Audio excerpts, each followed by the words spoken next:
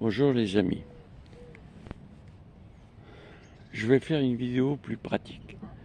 Je vais prendre un truc simple que tout le monde peut comprendre et qui intéresse beaucoup de gens, le jardinage, hein, ça intéresse tout le monde. Et je vais vous raconter le travail de deux personnes dans les fermes de la vie. Mais je peux le faire pour quasiment tous les métiers. Je ne dis pas que je sais résoudre les problèmes, mais je comprends qu'il y a des problèmes. Alors il y a deux personnes qui vont être chargées de s'occuper des graines. Bon, pas plus de deux, et au moins deux, parce qu'il n'y a pas de métier tout seul dans les fermes de la vie. Il n'y a qu'une personne qui a une fonction toute seule. C'est celle qui a décidé de faire une ferme de la vie. Cette personne-là, elle est toute seule et elle regarde, elle sent, elle essaie de sentir avec tous ses sens ce qui se passe dans sa ferme. En fait, c'est comme une mère, même si c'est un homme, hein, c'est comme une mère. Il doit sentir la surface et la profondeur. C'est la seule personne qui n'aura pas de tâche précise. J'ai bien du mal à définir des tâches qui lui sont attribuées, qui lui soient attribuées. Bon, voilà, c'est ce rôle.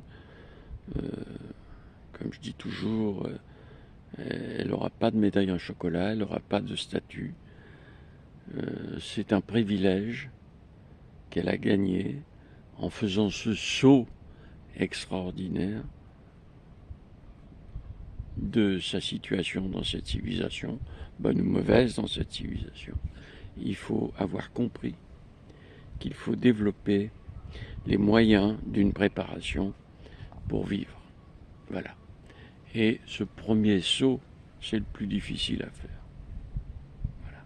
Parce qu'on ne sait pas où on va, et personne ne sait où on va, même si moi je sais un peu en détail ce qu'il faut mettre dans une ferme, comment il faut le mettre, etc. Moi, je ne sais pas ce que c'est qu'une ferme. J'ai vu le début d'une ferme et ça m'a bien plu. J'ai vu le début d'une autre, j'ai vu encore une autre. Voilà, et puis bon. Et voilà, tout ce que je dis, c'est que ce que j'ai vu, ça m'a bien plu. Alors, ces deux personnes qui vont s'occuper des graines. Alors, quand je dis des graines, elles vont s'occuper aussi des boutures, même si c'est détaché plutôt détaché aux gens qui s'occupent des arbres. Il y a 4 personnes, je crois, 3 ou 4 personnes qui s'occupent des arbres, essentiellement fruitiers, arbres et arbustes, mais aussi les arbres. Enfin, les arbres, ils n'ont pas besoin de nous. Quoique. Bon, alors, ces deux personnes sont chargées de trouver des graines pour nourrir la population. Waouh! Attendez, il faut comprendre ce que ça veut dire. Vous êtes 500 personnes, il y a deux personnes qui sont chargées de trouver les graines pour nourrir ces 500 personnes. Pour nourrir. Si elles ne les nourrissent pas, tout le monde meurt, hein, y compris les deux. Hein. Donc vous voyez, c'est quand même pas, c'est pas une petite chose. C'est pas quelque chose de, voilà. Les graines, bon, c'est simple, hein, vous allez chez le marchand, vous en achetez un paquet, oh, j'ai des graines. Ok. Ça, et en plus, vous les semez, ça récolte. Formidable. Alors non, c'est pas ça qu'il faut faire. Mais c'est pas ça du tout. Il faut devenir un spécialiste des graines. Il faut devenir quelqu'un qui sait prédire ce que va donner telle graine. Aujourd'hui, je vous montre une graine, vous ne savez même pas une graine de quoi c'est. Voilà. Et demain, vous devrez prédire. Alors voilà, il va falloir plonger dans cette problématique. Trouver les graines. Alors, trouver les graines. Marchand, c'est à éliminer. le marchand il vend des graines qui sont traitées. Je ne vais pas dire génétiquement modifiées parce que faut pas exagérer, mais elles sont traitées. Elles sont modifiées, elles ont été cultivées dans des conditions qui ne seront pas les nôtres. Donc ces graines-là, elles sont appelées à être merdiques. Elles ne vont pas continuer la vie des plantes, et donc des graines, de plantes en graines et de graines en plantes. Voilà. Et il faut qu'elles produisent cette vie-là. Elles le font depuis 2000 ans, 3000 ans, 10 000 ans, 100 000 ans. Il faut encore qu'elles le fassent un peu avec nous, quoi. Alors ça veut dire plein de choses, plein de contraintes. Premièrement, les plantes sont acclimatées à un certain climat, à une certaine qualité de sol, voilà. Maintenant, on corrige ça. Si le sol n'est pas adapté, pouf, il y a une poche avec un truc qui va bien dedans. On peut semer et le sol, il est adapté. Non, pas le sol est adapté, mais la plante va pouvoir pousser. Donc, voilà. Donc, les marchands, faut oublier. Les graines que vous donne votre papa, jardinier, faut aussi se poser des questions, quoi. D'où elles sortent ces plantes? De quelles graines? C'est toute la question. Voilà. Donc, imaginez-vous bien que si vous trouvez un paquet de graines, 98% de chances que ces graines soient adaptées à des produits chimiques que vous n'aurez plus, à un climat qui n'existera plus, à des conditions qui n'existent plus, à des qualités de terre qui n'existent plus. Hein, les terres, surtout si on prend des terres cultivées, c'est mort, quoi. Hein. Et les terres qui ne sont pas cultivées, d'abord elles sont rares, et puis ensuite, faut s'en occuper, quoi. Donc le boulot, ça va consister à récupérer des graines, à bien connaître leur histoire. Là, c'est Sherlock Holmes. Hein. Faut prendre la loupe et comprendre le vrai cheminement de ces graines et donc des plantes qui les ont générées, etc., etc., etc. Il faut vraiment aller très loin. Et là, il ne faut pas simplement regarder le ciel, il faut prendre un papier, tel paquet de graines. Si vous avez qu'une graine, il ne faut pas trop s'en occuper, graines, ne peut rien faire. Mais si vous avez un petit paquet de graines, d'où viennent ces graines? Alors, il y a des gens qui ont fait des boulots extraordinaires. Mais quand je dis extraordinaire, Monsieur Poots, je suis en train d'écorcher son nom. Je crois que c'est P-O-O-T-S ou quelque chose comme ça. Donc ce gars, extraordinaire. Il y a des gens comme ça, ils me font pleurer. Parce que c'est d'une intelligence colossale, quoi. C'est vraiment ça, l'intelligence. C'est pas de faire l'intelligence artificielle. Il en faut un tout petit peu. Il y en a quelques-uns là-dedans qui en ont un tout petit peu. Hein. Mais bon, ça n'est qu'une accumulation successive d'idées, l'accumulation produisant des effets bœufs. Non, avoir l'idée, comme ça, tout d'un coup, voilà, il devait jardiner un peu avant, hein. Il était cuisinier, puis non, il devait jardiner un peu avant. Et il en avait marre d'avoir des tomates avec le mildiou. Donc couper les feuilles du bas, etc., etc. Bon, voilà, ça a dû le gonfler. Et il s'est dit, je vais les laisser faire. Et miracle, il s'est aperçu que, après, j'avais plus le mildiou. Waouh! Puis c'était un gars feignant. C'était un gars, voilà, il voulait pas, lui, travailler trop pour aller acheter des graines. Voilà. Monsieur Poots, pardon, si je vous choque. Mais non, j'imagine, vous n'êtes pas comme ça. Mais en fait, c'est quand même quelque chose d'extraordinaire dont on savait qu'elles existent parce que le climat a beaucoup changé sur la Terre. Hein, les plantes sont là. On les voit, on les touche. Voilà. Donc lui a inventé les plantes qui s'adaptent. Ouais, ouais. Les plantes, elles faisaient ça avant, mais on l'avait oublié. Il l'a réinventé. C'est pas mal quand même, hein. C'est pas mal. Donc ce monsieur, si les fermes de la vie peuvent l'accrocher à elle, euh, moi je peux pas me battre pour ça. J'ai pas le temps. Je travaille 12 heures par jour, j'ai plus le temps. Et j'ai quand même une vie de famille. Enfin, il faut que je maintienne ma vie de famille correcte. Donc, il faut que les gens des fermes de la vie m'aident. Il comprendra peut-être pas, Monsieur Poutz, qu'on vienne vers lui. Mais ce qu'il a fait, c'est extraordinaire. Et ça, c'est le futur. Et vous pouvez pas prendre des graines F1 pour ça, quoi. Peut-être, j'en sais rien. En tous les cas, lui, il a réussi. Il a réussi. Et j'ai appris quelque chose, c'est que il était sur des terres. Il y a eu un héritage, il y a un jeune qui a dit les terres ne m'intéressent plus, avec Poutz je gagne rien donc je vais vendre la terre. Il a peut-être demandé à Monsieur Poutz de racheter, j'en sais rien, oui. Il court pas après l'argent donc il en a pas beaucoup quoi. Et donc je sais qu'il a eu des problèmes comme ça. Mais on n'a pas de problème pour mettre des perturbateurs endocriniens partout dans les champs, hein. Je ne sais pas s'il y a une relation. Oui, il y a une relation. Je vous assure que si vous remontez assez haut dans l'humain, il y a des relations. Donc voilà.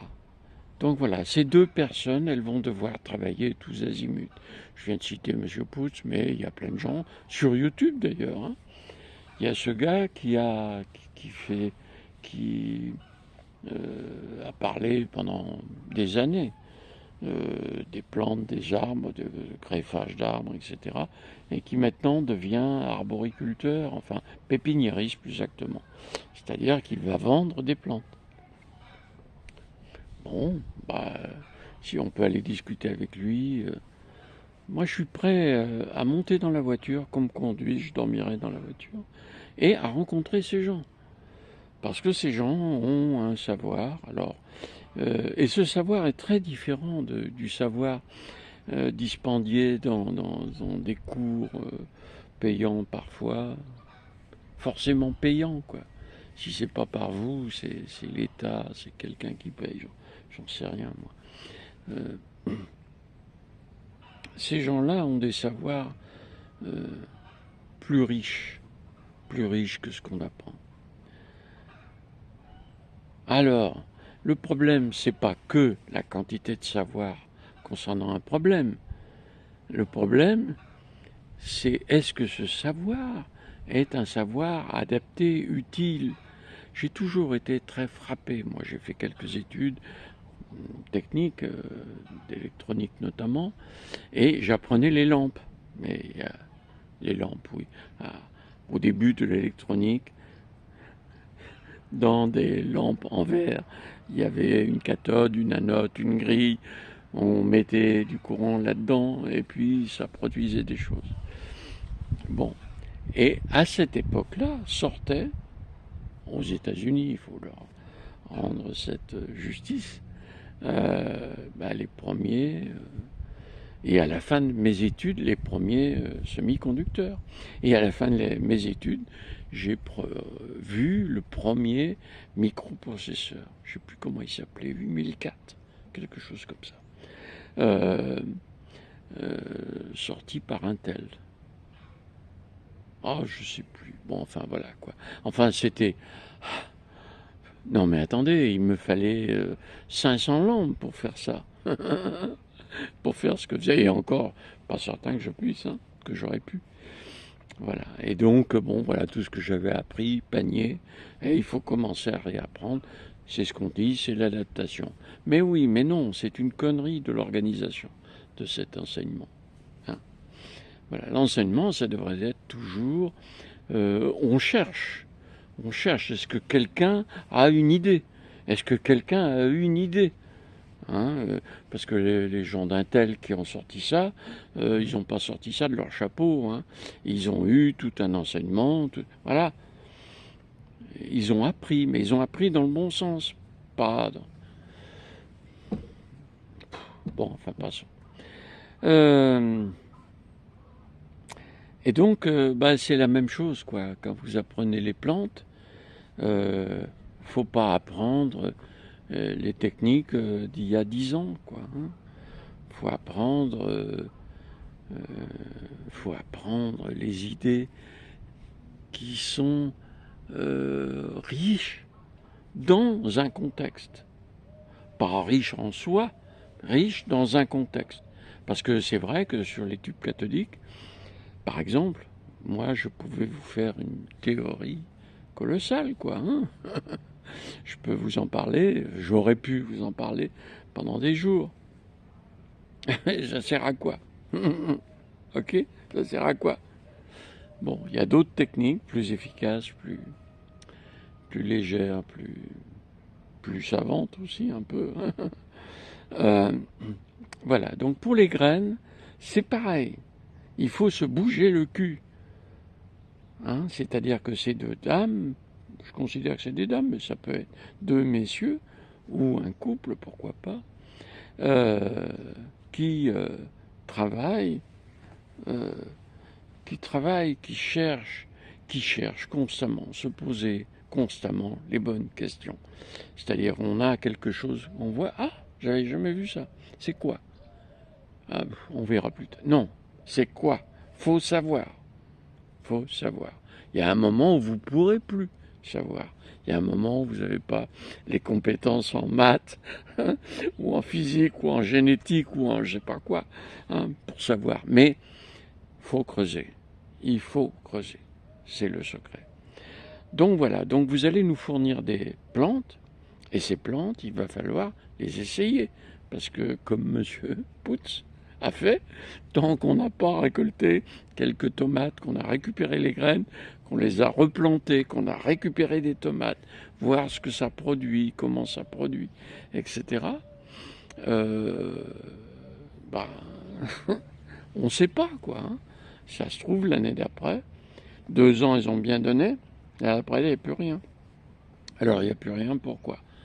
Parce qu'il y a des bestioles qui s'y sont mises, parce que le temps n'a pas été propice, parce que, etc. Et puis peut-être aussi parce que les plantes sont mortes. La génétique est morte. Ok? C'est ça. Et quand je dis il faut 3 ans, c'est une petite sécurité. 5-6 ans serait meilleur. Alors, pour faire ça, il faut être extrêmement organisé. C'est-à-dire chaque graine, elle doit avoir une fiche sur laquelle vous inscrivez d'où elle provient, l'identité du bonhomme qui vous l'a fourni, celui qui a cultivé la plante, où il a récupéré ses graines, c'est sa grand-mère. Ok, on note, c'est sa grand-mère. C'est peut-être pas vrai, mais... Et puis on va aller au jardin, et puis on va dire au jardinier, c'est pas vous qui plantez, on va dire au jardinier, il faut mettre ça, comme ça. Et puis après, tu pourrais faire une autre plate-bande comme ça. Et puis aujourd'hui, tu vas en planter, dans 5 jours, tu vas en planter, dans 5 jours, tu vas en planter. Voilà, pour voir un peu comment ça réagit. Et vous faites comme Putz. C'est très bien. Vous n'arrosez pas, vous ne traitez pas surtout. Vous arrangez pour que les limaces aient d'autres chats à fouetter. Et puis il faut lâcher les canards sauvages, là, des canards indiens. Ils vont s'en occuper. Et ils s'en occupent très bien. Hein. Ça marche, ça. Et puis en plus, les canards, ça se mange et c'est très bon. Je sais, vous allez me détester. C'est pas grave. Je préfère qu'on m'aime, hein, mais bon. Voilà, donc c'est un vrai travail. Vous voyez ce qui apparaît au départ comme une petite chose tranquille, etc. Non, non. C'est des milliers de fiches qu'il va falloir ranger, retrouver facilement. Pas d'informatique. Alors vous pouvez temporairement prendre de l'informatique. Si vous avez des tris à faire, j'en sais rien moi, débrouillez-vous. Mais l'informatique, dans 6 ans, 7 ans, c'est terminé. Vos fiches, elles existeront toujours. Et l'évolution d'une plante, eh bien, on voit d'où elle vient, ce qu'elle a subi, ce qu'elle a donné. Hein. On a cette histoire. Et puis, si au bout de 15 ans, la plante, elle donne plus, pourquoi? Hein? Est-ce qu'on ne l'a pas mariée avec une autre plante qui fallait pas? Voilà. Tout ça, vous vous occupez de la graine. Donc vous vous occupez de la plante, hein, bien sûr. Vous regardez comment la plante pousse et vous notez. Hein, grande, montante, enfin je sais pas moi, maigrichonne, etc. Mais beaux fruits. Moi j'étais surpris, j'ai mon beau-frère qui est jardinier, qui est un très bon jardinier. Il a des tomates, j'arrive, il a un truc qui monte comme ça, on ne le voit pas. C'est sous les tomates. Il y a plein de tomates, des belles tomates. Et puis ça donne pendant des mois. Voilà, bon, ce gars-là extraordinaire. Euh, alors je sais pas, peut-être qu'il achète ses graines, peut-être. Hein. Mais je crois pas. Hein. Je crois pas. Bon voilà, vous voyez, c'est un vrai travail qui va demander de se promener, de rencontrer des gens. Vous voyez, il n'y a pas de travail dans les fermes de la vie. Aucun travail ne peut se faire tout seul dans son coin. Tout son travail, c'est du travail dans une communauté. La communauté proche, celle de la ferme dans laquelle vous êtes, la communauté des gens comme vous, c'est-à-dire qui sont spécialisés de quelque chose, et tout le monde est spécialisé de quelque chose, alors quelquefois de 2 choses. Hein. Peut-être plus, même, j'en sais rien, mais au moins de 2. Et donc la communauté des gens savants, des gens qui parlent toutes les langues de l'Europe, hein, polonais, etc. Et vous pourrez échanger avec lui. Voilà, arabe, c'est très intéressant. Ces gens-là sont habitués aux pays chauds, n'est-ce pas? Et nous, on va découvrir. Et nous, on ne sait pas. Et nous, on va découvrir. Alors, il ne faut pas qu'on en crève. Il faut quand même qu'on ait à manger. Voilà. Ces gens-là, ils se baladaient dans le désert. Ils savaient faire. Voilà. Bon, allez, j'arrête là. Allez, bonne journée. À demain. Si. Oh, coupez pas. Si. laviedemain.org. laviedemain.org. laviedemain.org. Ok. C'est tellement important. C'est le premier petit geste qui vous permet de faire ce que les gens d'aujourd'hui, là je parle très globalement, ne savent plus faire. Hein? Cherchez à comprendre. Cherchez, apprendre tous les jours. Hein? Si vous saviez, moi, je me suis remis à faire de l'informatique il y a 7, 8 mois, 6 mois. J'en avais plus fait depuis 40 ans. Alors, bon, moi je sais faire de l'informatique. Ah bah oui, mais alors ce que j'ai découvert, écoutez, c'est pas piquer des verres. Hein. Mais c'est pas... Au départ, j'ai trouvé ça génial. Puis je trouve maintenant que c'est pas... qu'il y a plein de manques, il y a plein de... C'est plein de légèreté, c'est plein de rigueur inutile, c'est plein de défauts. Voilà. Et je souffre 12 heures par jour. Faut être maso. Hein. Vous voyez, moi j'ai envie que vous viviez. Et je ne vous coûte rien à m'écouter. Allez, bonne journée.